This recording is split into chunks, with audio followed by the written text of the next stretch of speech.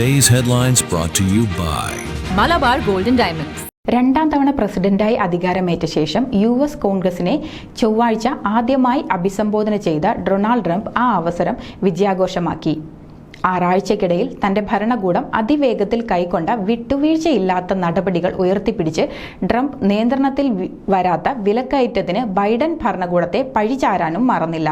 തുടക്കത്തിൽ തന്നെ എതിർപ്പുയർത്തിയ ഡെമോക്രാറ്റുകളിൽ പലരും കുറെ കഴിഞ്ഞപ്പോൾ ഇറങ്ങിപ്പോയി. ടെക്സസിൽ നിന്നുള്ള റൈറ്റൽ ഗ്രീൻ പ്രസിഡന്റിന്റെ പ്രസംഗം തടസ്സപ്പെടുത്തിയപ്പോൾ അദ്ദേഹത്തെ സ്പീക്കർ മൈക്ക് ജോൺസൺ പുറത്താക്കി. ഭരണം തുടങ്ങിയിട്ടേയുള്ളൂ എന്നും ട്രംപ് ആദ്യം തന്നെ ഓർമ്മിപ്പിച്ചു.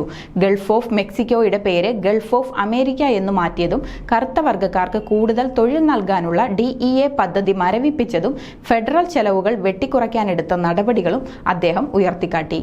അതിർത്തി സുരക്ഷ വർദ്ധിപ്പിച്ചതും അനധികൃത കുടിയേറ്റക്കാരെ നാടുകയറ്റാൻ ഊർജിത നടപടിയെടുത്തതും അദ്ദേഹം അടിവരയിട്ടു പറഞ്ഞു. This news reels brought to you by Malabar Golden Diamonds.